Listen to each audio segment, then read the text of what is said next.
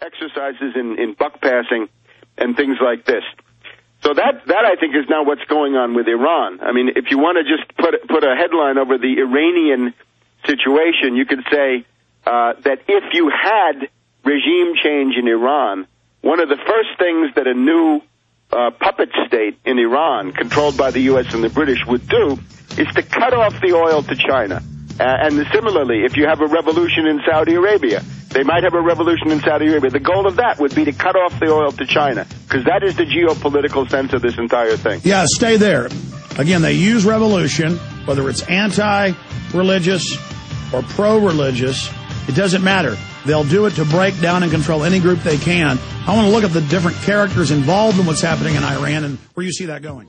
This is Alex Jones. Have you heard of the Millionaire Patriot? Well, you should. He has a free handgun and 5 days of firearms training waiting for you. That's right. You can attend 5 days of world-class gun training at Front Sight Firearms Training Institute and secure a 30-state concealed weapons permit, all for pennies on the dollar. Plus, if you act fast, the Millionaire Patriot will give you a free Springfield Armory XD pistol in the caliber of your choice. I believe now is the time that you and your family need to be armed and trained to levels that exceed law enforcement and military standards. Front Sight provides such training without any boot camp mentality or drill instructor attitudes. This is real. Don't miss out. Secure a Front Sight defensive handgun course, plus a 30-state concealed weapons permit for pennies on the dollar, and get your free handgun. Go to frontsight.com today. That's FRONTSIGHT.com. Go to frontsight.com for your training and free gun.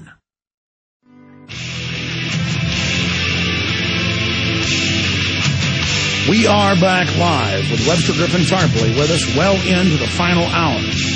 We'll have open phones coming up in the next hour. Webster, you get on the air and you're calmly talking about all of this, and I think that's important to break it down. I want people to understand you've done deep research on all these subjects. I've done quite a bit of research as well to be able to even grasp the basics of what's going on. But I just want listeners to understand, this is, again, a key crossroads. Very serious things are happening right now. Very serious things are being decided right now.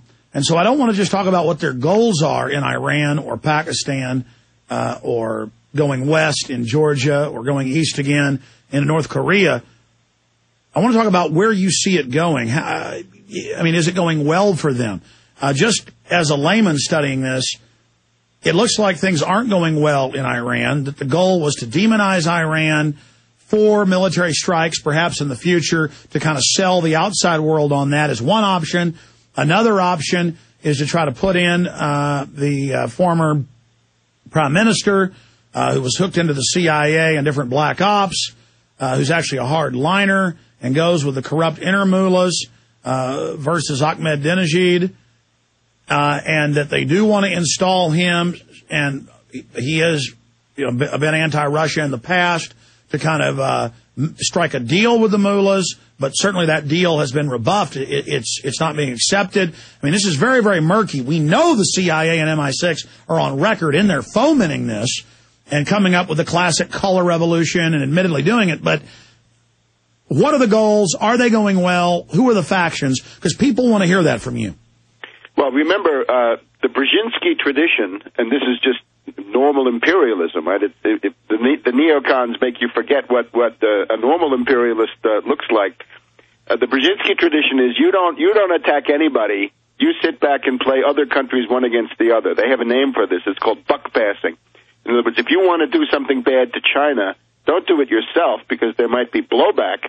You get somebody else to do it. So if you can get Iran to cut off the oil to China, or if you can get Iran into some hostile relation with Russia, then that's what you want to do. And I think destabilization, balkanization, wind-up toys. The word you use is good, kamikazes. This is the great game, isn't it? Yeah, absolutely. So, as you say, it's a color revolution. It's a people power coup. It's a velvet revolution. And there was some guy from the Iranian Revolutionary Guard, the Pastoran, who had an article about in the week before the election saying that what's going to happen is an attempt at a velvet revolution, people power coup by the CIA. and we won't let it happen. Now, I think they're not doing well with this. I think there was a hysterical group, and it's called the Soft Power Group in the U.S.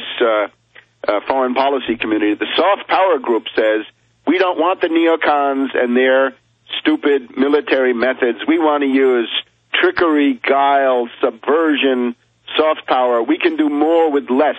We can do more imperialist dirty work with less losses and certainly less expense and less pure political problems. And that would be this group around Joseph Nye, who was one of the Nye is kind of an interface between the trilaterals and the Bilderbergers. Big supporter for Obama. He was blogging for Obama on the Huffington Post. So the Soft Power Group. And now let's look at what they've got. If you want to have a color revolution, you've got to have a telegenic demagogue who gets out there and leads. And this they don't really seem to have. I mean, somebody like Obama himself, or you can see that the telegenic is a flexible term when you get somebody like Yushchenko in Ukraine, right? He's not exactly telegenic. Maybe Saakashvili in Georgia maybe looked more telegenic at the beginning. Anyway, they have a problem in the sense that they don't have a leader who's willing to get out there and bet the ranch. The other thing you need, of course, is a color. In Iran, they have it. It's green. They have a slogan. The slogan is something like, yes, we can, as I understand it. You've got to have control of the TV and the media. Now, inside Iran, they don't have it. The state television, of course, is pro-Ahmadinejad. Satellite TV, though, is going to be anti-regime. It's interesting. The British just began a special television channel for Iran a couple of months before this started. The BBC Persian television, not radio anymore, but now television. This is something, I think, big. The really basic thing you need is a rent-a-mob, a dupe-a-mob, and swarming adolescents. The kind of thing you saw camped out in Kiev, right, in late 2004. So that they had up to a point largely through the intervention of this CIA covert action program with the $400 million for communications, for Twitter, for cell phones, and all the rest of this stuff. So that stay there. Up to a point. Stay there. Quick break, long segment coming up. Let's continue to break this down. On the other side with Webster Tarpley. We've got both his books on Obama, by the way, available at Infowars.com. Now, going back to Webster Tarpley. Webster, okay, you got the floor. I'm going to sit back here, continue with the different players in Iran, where you see this going, how that's going, and then let's move to other battlefronts, like what you see really going on in Pakistan versus what's happening in North Korea, because it's as if someone flipped a light switch in global crises in a fiery crescent from Eastern Europe into the Korean Peninsula, just suddenly lit up in flames, as well as Africa. Yes, well, just on Iran now, if you come out and say that the revolution in Iran is being run through Twitter, that already implies a very specific class composition of who is out there revolting. A lot of people in Iran don't even have a phone. A lot of people in Iran have never made a phone call. The people who have access to the Internet are maybe 20, 25%. That would be my guess. So if you say that the golden youth, the privileged, youthful students of Tehran University are demanding the overthrow of the regime, this is a social stratum that is essentially demanding more privileges for itself. These are people who believe in economic globalization. They're big on free market. For example, this guy Mousavi is demanding privatization of the state sector.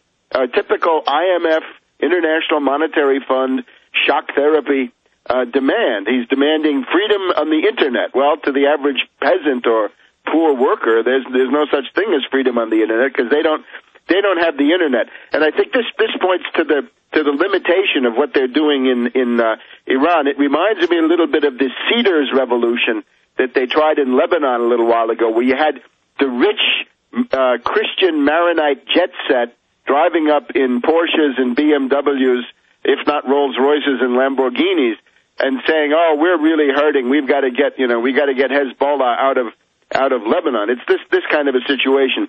The support for Mousavi is largely in North Tehran, which is like saying, Park Avenue or Beverly Hills or the Gold Coast of Chicago. In other words, a very rich neighborhood. So it's rich elitists who like Musavi, and you can get enough of them to go out on the street and drag some others with them, and the desperate housewives, because the desperate housewives are fascinated by the wife of Musavi, who's a lady with some kind of academic background. She's an academic dean. And now, this is the problem, the very narrow base of support for the U.S.-British candidate Musavi.